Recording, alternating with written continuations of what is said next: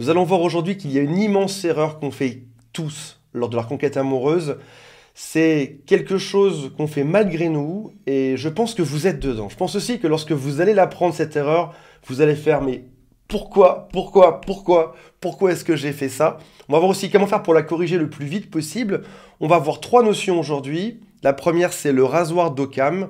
Le deuxième, c'est l'humour. Et le troisième, ce sont les jeux de rôle. Et je vous donnerai plein d'exemples pour les notions qu'on va voir ensemble aujourd'hui.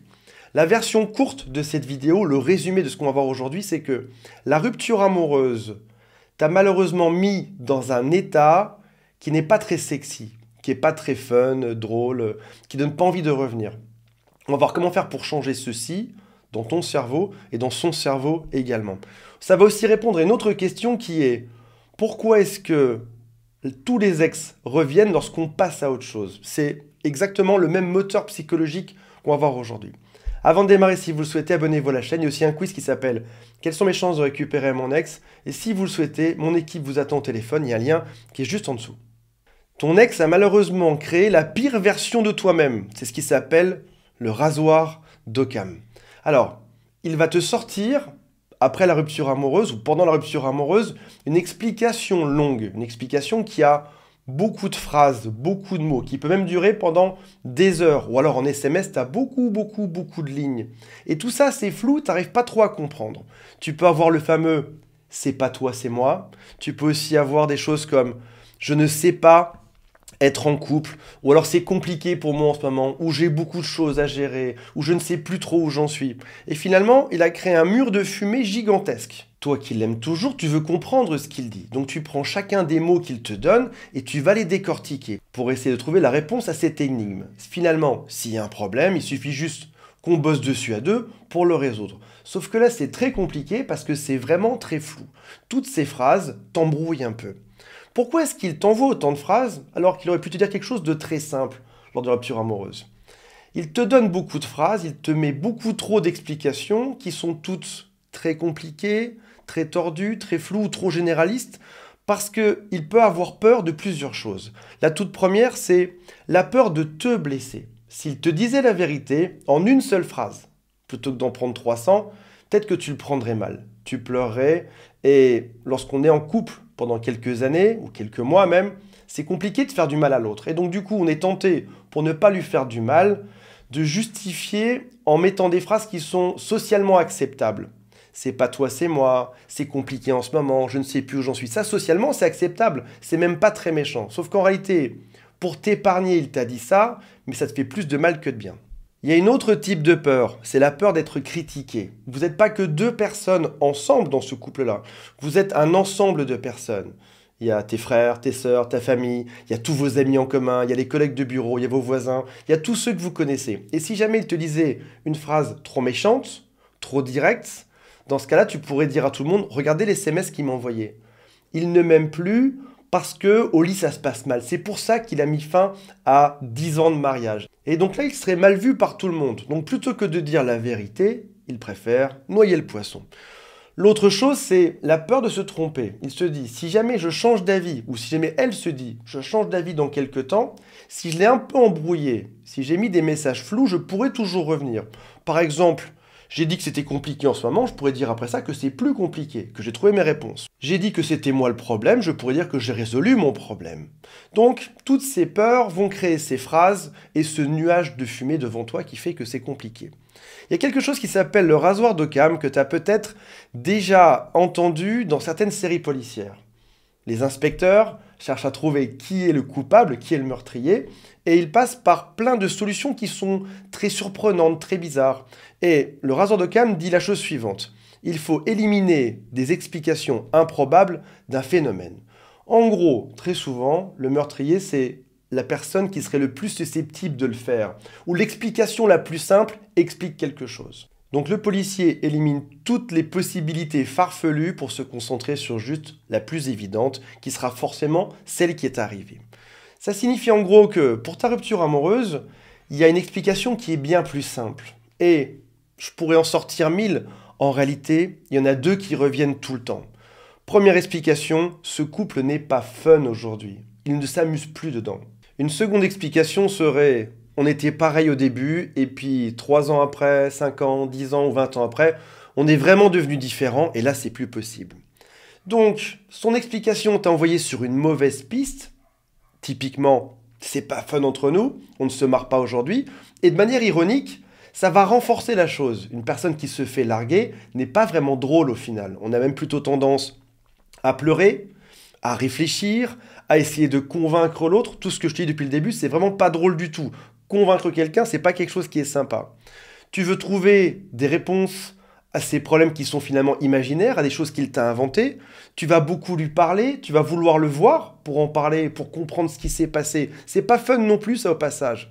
Tu vas aussi vouloir le mettre face à ses contradictions. Ce mur de fumée ne te plaît pas, tu veux comprendre ce qui se passe, mais comme il a, je dirais pas menti, mais comme il a enjolivé un peu les choses ou transformé les choses, si jamais tu le confrontes, si tu veux le voir, il va refuser. Parce qu'il sait très bien que ce qu'il t'a dit était faux, ou en tout cas, c'était embrouillé. Et il sait très bien aussi qu'il ne peut pas te dire la réalité. Donc il t'a quitté parce qu'il ne s'amusait plus dans le couple, et en te quittant, c'est encore pire. Ça devient encore moins rigolo. Il se retrouve face à toi, s'il aimait une femme, t'as peut-être du maquillage qui coule de partout, tu dors plus, tu te nourris plus, ça donne encore moins envie de revenir. La vie est ainsi mal faite qu'on devrait revenir vers ceux qui sont tristes. En réalité, on est plutôt attiré par ceux qui vont bien. Mais tout ça, c'est temporaire. Parce que bien évidemment, au bout de quelques semaines ou quelques mois, tu retrouves ta joie de vivre. T'es heureux, t'es content, tout se passe bien dans ta vie. Tu te marres, t'as des amis fun, tu sors, et là, tout à coup, comme par magie, pouf, ton ex ressurgit. Qu'est-ce que tu deviens? Comment tu vas? En gros, pile au moment où tu étais en forme, c'est-à-dire le même moment où tu étais prête à aller voir ailleurs ou à rencontrer d'autres hommes ou d'autres femmes, c'est là qu'il arrive. Dès que tu es prêt, l'autre vient. Alors peut-être que tu n'as pas envie que ta reconquête dure 9 mois. En gros, le temps d'aller mieux, de ressortir, de te faire reséduire par d'autres personnes, etc. Peut-être que toi, tu as envie que ce soit beaucoup plus court. Peut-être quelques jours, peut-être quelques semaines. En tout cas, tu n'as probablement pas envie d'attendre si longtemps que tu sois déjà passé à autre chose pour que l'autre revienne. Première chose à faire, c'est déjà de ne pas essayer de résoudre ces problèmes. Quelqu'un te dit « c'est compliqué dans ma tête, c'est pas toi, c'est moi, je sais pas où j'en suis ». Écoute, ça, ce sont tes problèmes. Soyons clairs sur une chose. On a tous des problèmes sur Terre. J'ai des problèmes, tu as des problèmes. On a tous déjà bien assez avec nos propres problèmes. Si jamais dans ce qu'il t'explique, c'est pas clairement vis-à-vis de toi, mais qu'il se met en cause ou que c'est le brouillard, tu le laisses se débrouiller. Focus sur toi et tes problèmes. Fais le cycle classique, silence radio, au moins quelques jours, idéalement 3 semaines. Pendant silence radio, tu fais une introspection, tu penses à toi, tu fais ta part des choses, ta part du travail, et tu progresses, parce qu'il faut toujours progresser sur Terre, tu évolues là-dedans, tu achètes des livres, tu regardes des vidéos, tu vas voir un thérapeute, tu appelles un coach, tu appelles mon équipe, tu bouges pour changer, pour devenir une meilleure version de toi-même. Tes problèmes, tu les corriges, ces problèmes, c'est à lui de les gérer.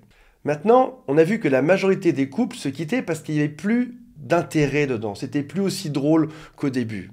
Il ne tient qu'à toi d'être drôle, d'être une personne qui est joyeuse à nouveau. Même si tu es en plein pendant la rupture amoureuse. Tu peux envoyer des SMS, des gifs, des vidéos. Je vous ai mis une liste d'exemples ou d'idées en dessous. Si jamais l'une d'entre elles, par chance, correspond à votre situation, utilisez-les. Maintenant, je sais aussi une chose, c'est que l'humour est très particulier à une personne et à un certain type de relation. Donc peut-être que ce qui, moi, me fait rire et que j'ai mis dans cette vidéo ne vous fera pas rire vous, ne fera pas rire votre ex. Je vous laisse décider, ce sont quelques idées. Internet regorge d'idées, d'SMS drôles, de phrases drôles. Je vous en donne quelques-unes. Rappelez-vous aussi que la plupart des humoristes utilisent l'autodérision. Se moquer de soi-même est une bonne manière de faire rire les autres. Il y a une différence entre être dans l'autodérision et drôle ou être dans l'autodérision et être pathétique. Je vous conseille plutôt d'être dans l'autodérision drôle. Mais la limite est vraiment très fine.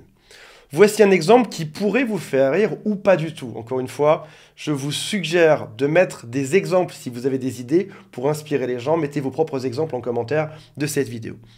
Depuis qu'on s'est séparés, je découvre que le frigo ne se remplit pas tout seul. Si jamais c'était l'autre qui faisait les courses, ça peut être drôle. Si jamais vous avez un doute sur le fait qu'il le prenne au premier degré, ajoutez un petit smiley dessus. Depuis que t'es parti, j'ai plus personne sur qui je peux râler. Ça me ferait rire. Ça, franchement, ça me ferait sourire si une ex m'envoyait quelque chose comme ça, avec derrière un petit smiley également. Moi qui ai toujours critiqué le fait que tu sois pas manuel, je galère aujourd'hui pour planter un clou. C'est sympa si t'es une femme d'envoyer ça à ton mec. Jour 7, je parle à mon micro-ondes, tout va bien. Un autre exemple d'SMS. Jour 10, même mes cheveux me quittent. Encore une fois, utilisez ça dans votre situation. Autre type d'SMS. Je comprends la rupture amoureuse et je comprends que c'est quelque chose de très important. Mais il y a des problèmes bien plus graves. Par exemple, comment est-ce qu'aujourd'hui je vais... 3 petits points. Et là, tu mets quelque chose qui est vraiment très simple à résoudre dans la vie. Pour transformer l'ordre des priorités des choses.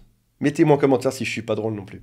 Je tente de transformer cette rupture en énergie créatrice. Mais vu la tête du plat que j'ai préparé, c'est pas gagné. Et là, t'envoies la photo du plat que tu es en train de faire ou alors tu en trouves une simplement sur Google. L'idée, c'est de faire comme les humoristes. Tu observes ton quotidien et plutôt que de mettre de l'énergie à se dire qu'est-ce qu'il pense ou qu'est-ce qu'elle pense, qu'est-ce qu'il fait, qu'est-ce que j'ai fait de mal, stop. T'arrêtes tout ça, tu te contentes juste d'observer ton quotidien et de décrire quelque chose qui est fun, qui t'arrive, et de lui envoyer un SMS par rapport à ça. Ne pensez pas qu'un humoriste, c'est quelqu'un qui a que des bonnes idées, ce sont des gens qui observent, il y a très peu d'improvisation en réalité. Des gens qui observent leur quotidien, qui travaillent et qui vont répéter leurs blagues. Ils les répètent, ils les répètent, ils les répètent, et lorsqu'ils ont répété 100 fois ou 1000 fois, ils font enfin un spectacle par la suite. Si jamais tu as un doute sur un SMS, envoie-le d'abord à un de tes copains à toi et regarde sa réaction. Est-ce qu'il rigole ou pas? Et peut-être que pour 5 SMS drôles que tu auras envoyé à un copain, il y a vraiment un qui le fera mourir de rire et tu vas récupérer juste l'un d'entre eux que tu enverras à ton ex. Tu peux alterner les formats, ça peut être du texte, ça peut être de l'audio, ça peut être une vidéo, ça peut être une photo, ça peut même être quelque chose que tu vas trouver sur Internet. L'humour fonctionne de manière sûre et certaine, ça permet de désamorcer beaucoup de problèmes et de montrer que finalement, tu es une personne fun et qu'il faut passer du temps avec toi, bien évidemment. La seconde chose qui peut rallier deux personnes, c'est ce qui s'appelle des jeux de rôle. On parle de complicité ou de points uniques de connexion.